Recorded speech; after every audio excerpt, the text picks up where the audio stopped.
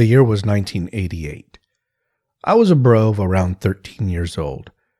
All my friends had the latest toy, the toy that everybody wanted, and the toy that everybody had except me.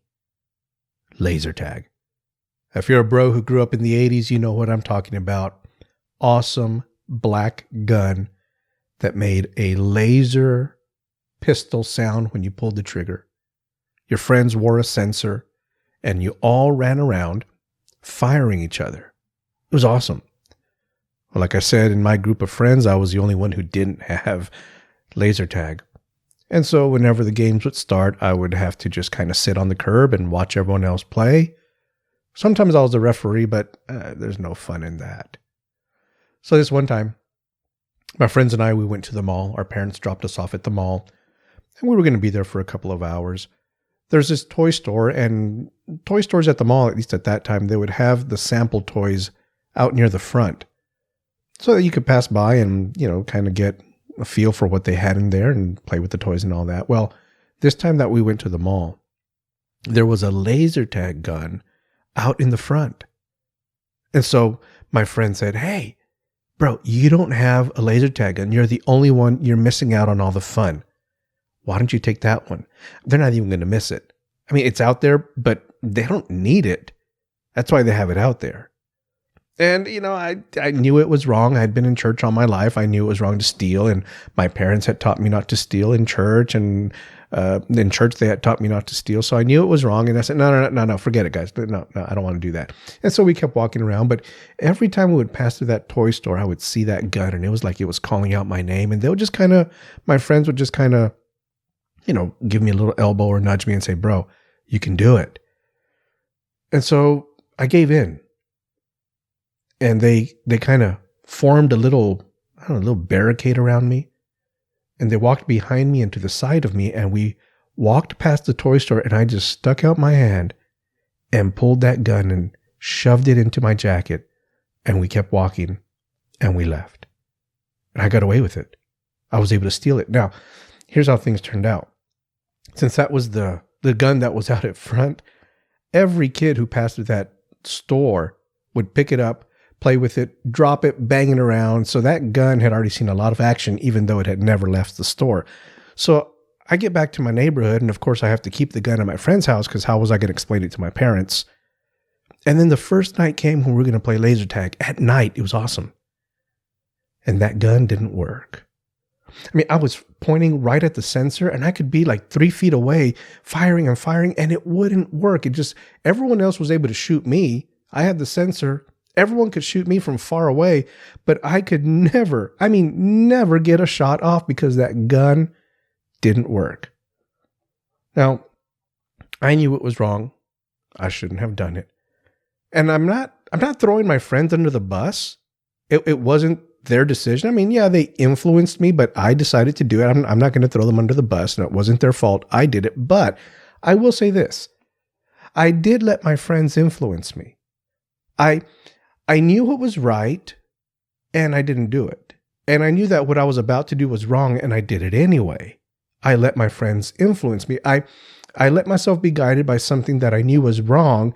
And more importantly, I knew it was wrong in God's eyes, and I did it anyway. Now, before you start getting all judgmental, I mean, you're a bro. I know you wouldn't do that to me, but before you start thinking, man, how could he do that? And he's a pastor. Well, I was a little bro. I wasn't a pastor yet, right?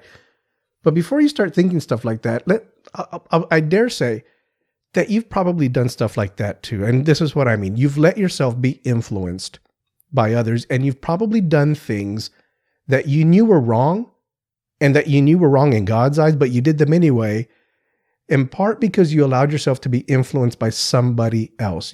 I know you've done that. We've all done that, whether as little bros or even now as big bros, where the consequences are a lot more severe and a lot more serious. We've done that. That could be a dangerous place to be if you do that all the time. I want to take us to a story in the Bible, and I'm like 95% sure you've heard this story about a bro who had to make a decision to do what was right in God's eyes, and things didn't go too well for him when he did, but that was the right thing for him to do. So, all right, bro, let's get started. You're listening to the Christian Bro Code Podcast, a discipleship podcast for men, dedicated to adding value to your spiritual growth. With your host, Mario Escobedo. What's up, bro? Hey, what's up, bro? Welcome to the Christian Bro Code Podcast, episode number 2. This is the men's podcast, discipleship podcast, dedicated to adding value to your spiritual growth. And I am your host, Mario Escobedo. Hey, I want you to join the conversation. I don't want this just to be a one-way thing. I want you to join the conversation. And the way to do that is to join the Christian Bro Code Facebook group. You do that by going to my website, marioescobedo.com, and right there on that page when you get there, there's a button that says, click here to join the conversation. Do that, and you'll be on your way. You'll be started on joining the Christian Bro Code Facebook group. I want to remind you that I am recording in the real world. What does that mean? It means that I don't have a dedicated or professional studio space for recording. I record at home. So from time to time, you're going to hear dogs barking. You're going to hear kids in the background. You're going to hear dishes and pots and pans and all that stuff.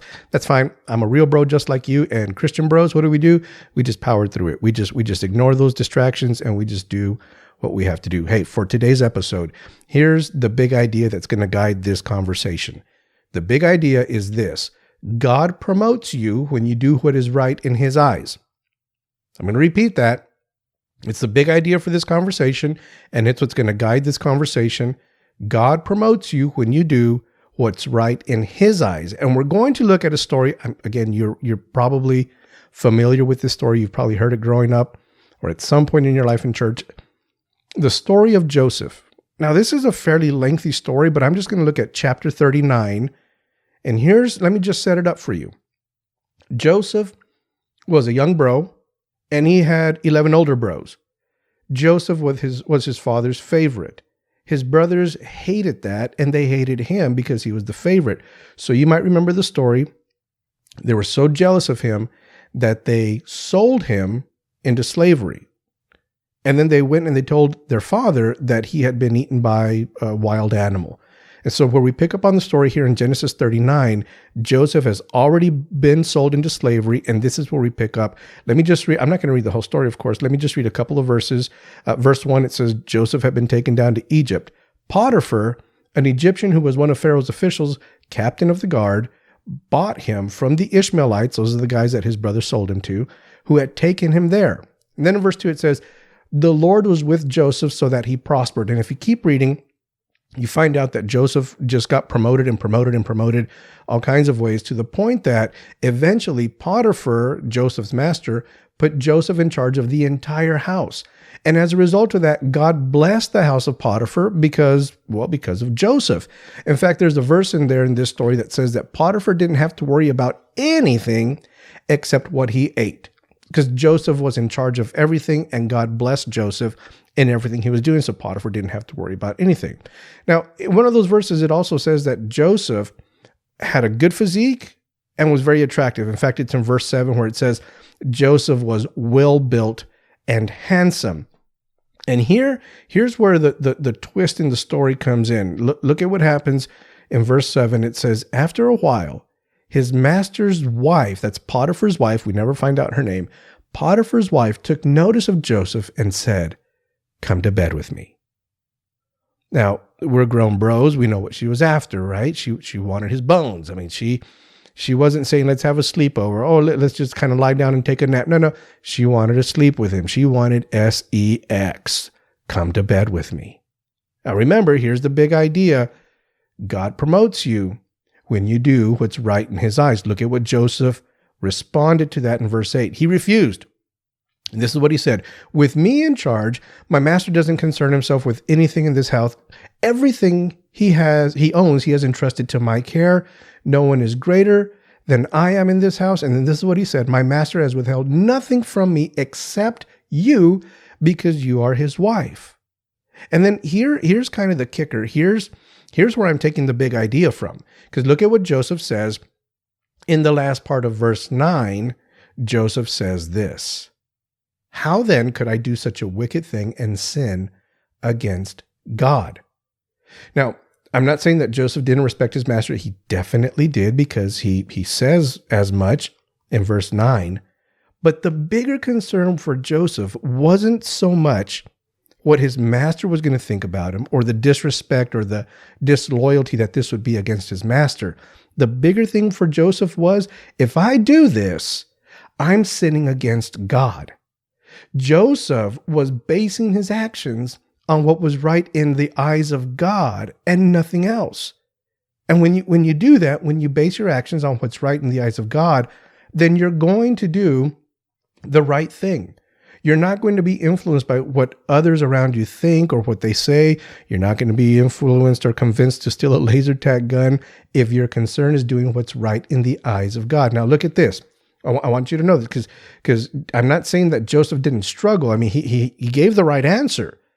He did the right thing. How can I do such a wicked thing and sin against God? But I have to believe that there was some kind of an internal struggle with Joseph. Should I do this or shouldn't I do this? He's a bro. He's a flesh and blood bro. He's got, cravings and desires just like every bro has. So when he sees this woman, he probably struggled with this decision. Now, again, he made the right decision. He came to the right decision, but I mean, come on, bro. I mean, really, right? He struggled with this. And I bet Joseph was thinking something like this. Now, this isn't in the Bible, but I wonder if Joseph was thinking something like this. Well, in my country and with my people, I know this isn't right. But hey, I'm in Egypt. Maybe in this country it is okay. Or maybe he was thinking something like, well, whatever happens in Egypt stays in Egypt, right? Maybe that's what Joseph was thinking. Well, maybe they have a different moral code down here, and it's not as bad as I think it is. It's not as bad as it was with my people, with the descendants of Israel. Maybe it's not such it's a big thing for us, but maybe it's not such a big deal here in Egypt. And well, you know what they say, when in Egypt, do like the Egyptians, right? Maybe Joseph had that internal struggle, but even if that were the case, even if that's what he was saying, ultimately, what made his decision for him wasn't what was right in one culture or right in another culture. It was what was right in God's eyes. That's the whole key of why Joseph responded the way he did. How can I do such a wicked thing and sin against God? God says this is wrong. And no matter in what country I'm living, no matter what culture surrounds me, if God said it's wrong, then it's wrong.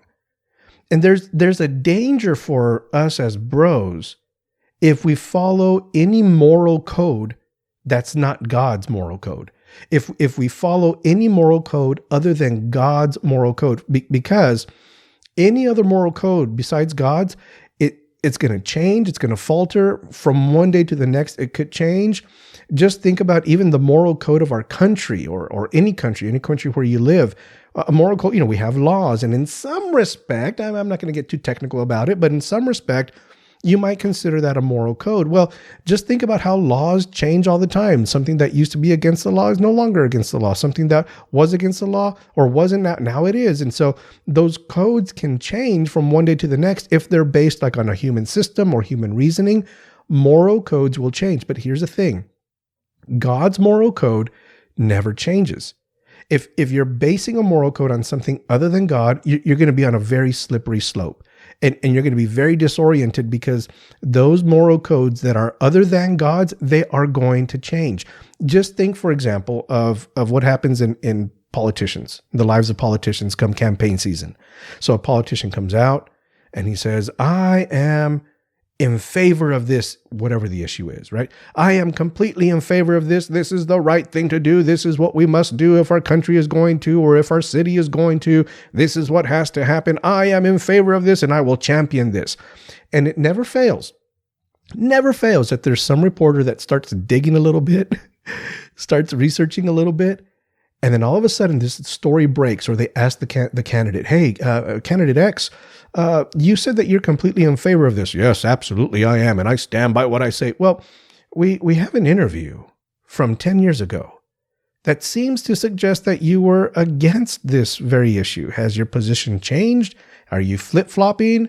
That was a candidate some time ago that they accused him of flip-flopping all over the place. And then you have to start going into all these, well, at that time, what I meant was this and this and that. And now what I'm saying is this and that. And if you look at it closely, you'll see that my position really hasn't changed. But what happens is that You start to lose trust and confidence in those people because their moral code seems to have changed. Well, look, God's moral code never changes. We don't have to guess about what God thinks is right. Whatever he said is right in the Bible, it continues to be right. Whatever he said was wrong in the Bible continues to be wrong. It doesn't matter how progressive a society might want to be. It doesn't matter how tolerant a society might want to think it is. If God has said it's wrong, then it's wrong. If God called it sin, then it's sin. And we don't have to be guessing, well, did God change his mind? No, we don't. God's moral code doesn't change. And as a Christian bro, we need to be firmly planted in God's moral code, which is the Bible. God has already told us what's right. God has already told us what's wrong. And it's not up for negotiation. It's there. It's in the Bible. And we just don't have that authority or that right to change that or to make God's moral code be something that it never was intended to be. And here's what you're going to see happen. God will promote you when you do what's right in his eyes, when you follow his moral code. And you would think that that's what happened with Joseph, right? Well, in the long run, it did. But let's keep reading on in the story. Verse 10, she spoke to Joseph day after day. He refused to go to bed with her or even be with her. Then one day, verse 11, he went into the house to attend to his duties, and none of the household servants was inside. She caught him by his cloak and said, "Come to bed with me." But he left his cloak in her hand and ran out of the house. Well, then from there, she starts spreading lies and rumors about Joseph. She goes and she tells the other servants of the house, "Man, this guy, he tried to rape me. My master, my husband brought this Hebrew slave and he's just making fun of us. He's just making us look like fools and all this stuff." And then when the master gets home, when Potiphar gets home, she tells him the same thing. He gets completely angry. And again, here's the big idea. God promotes you when you do what's right in his eyes. But what happened with Joseph? Verse 20. Joseph's master took him and put him in prison, the place where the king's prisoners were confined. Yeah, it's true. God promotes you when you do what's right in his eyes, but it's not always going to be easy. And that promotion may not always look like a promotion. Now, we know the end of the story. We know how the story plays out. And we know that, yeah, eventually things worked out for Joseph. At this particular moment, it didn't feel that way. It didn't look that way. But God knew what he was doing. God knew that this was actually a promotion. I'm going to tell you, when you decide to do what's right in God's eyes, it's not always going to be easy. I'm going to tell you, society, other bros who maybe aren't Christian bros, they're going to try to make fun of you because of what you are doing and because you decide to do what's right in God's eyes. That's what Potiphar's wife was doing. She goes and she starts saying all these things about Joseph, saying, "Hey, he's here to fool us. He's here to ridicule us." And he becomes the villain of the story when he did absolutely nothing wrong.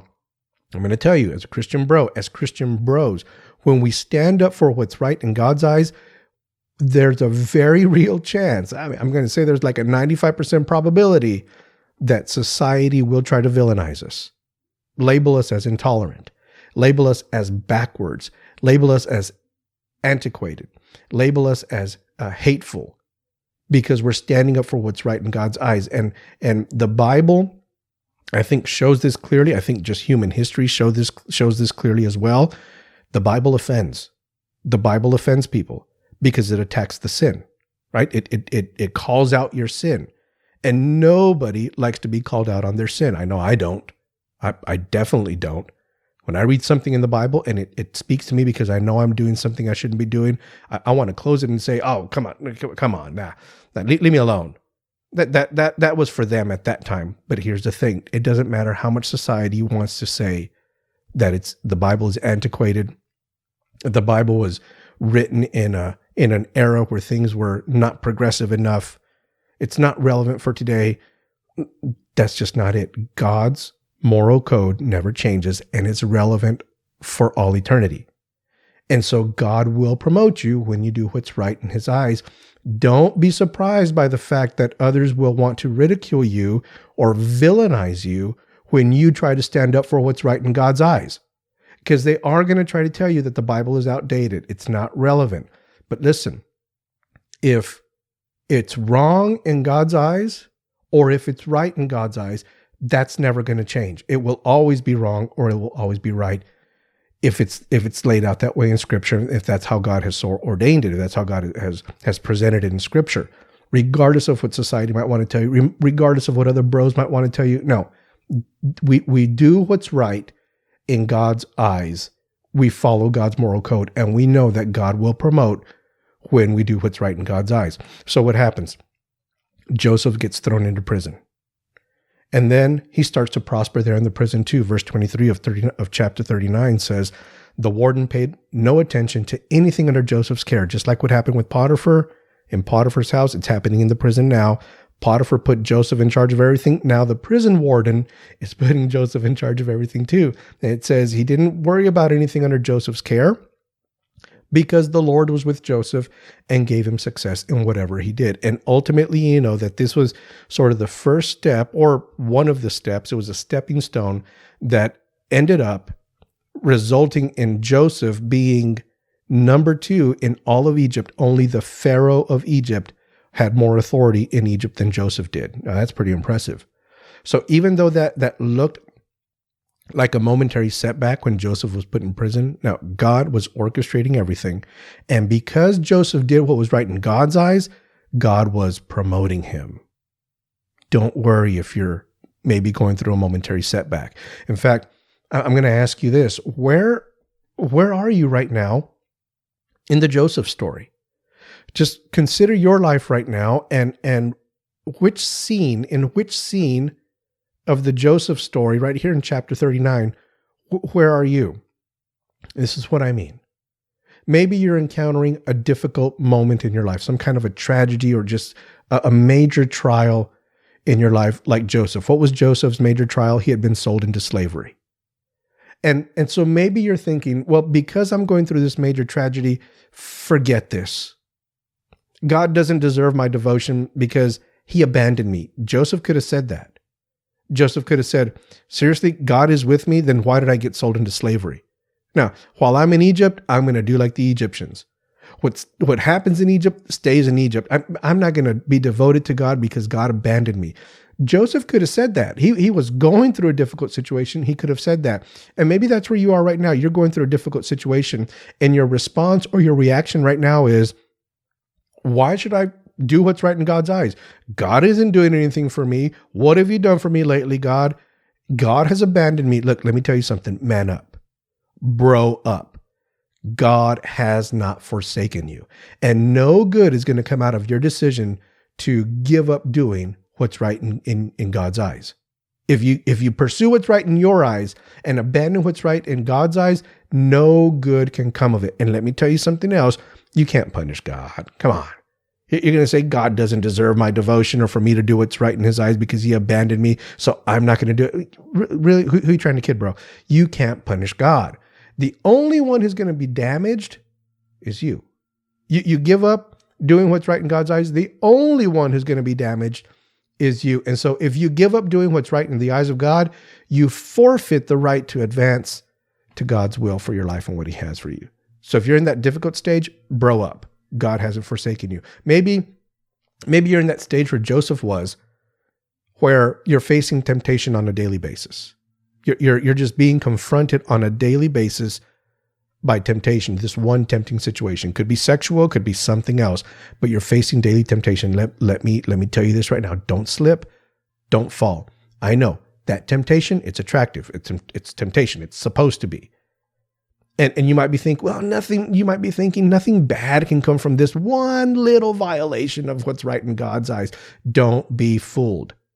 Because that little temptation, in fact, any little temptation, has the potential to lead you to spiritual death. Don't give in. Don't slip. Don't fall. I know giving into that temptation, it might give you a passing satisfaction. It will. Let's be honest. You give into temptation and it's pleasurable. It is. That's why it's temptation. That's why you're tempted to do it, because there's this promise, some sort of pleasure or satisfaction, and it'll give you a passing satisfaction, but then it lingers around with guilt. There is no greater satisfaction than knowing that you have done what's right in the eyes of God. Bro, don't slip. Don't fall. Don't give in. Stay strong. Or maybe you're at that point in the Joseph story where someone is trying to embarrass you or punish you because you're doing what's right in the eyes of God, just like Potiphar's wife rather did with Joseph. When he stood up, she started speaking badly about him to the servants and then ultimately to Potiphar. Maybe you're at a point where you're standing up for what's right and someone is trying to ridicule you or make you look bad because you're standing up for what's right in God's eyes. Who does he think he is? Oh, he thinks he's all that. Look at that holy roller. Oh, que santo se cree. They even throw some Spanish in there. Stay strong, bro.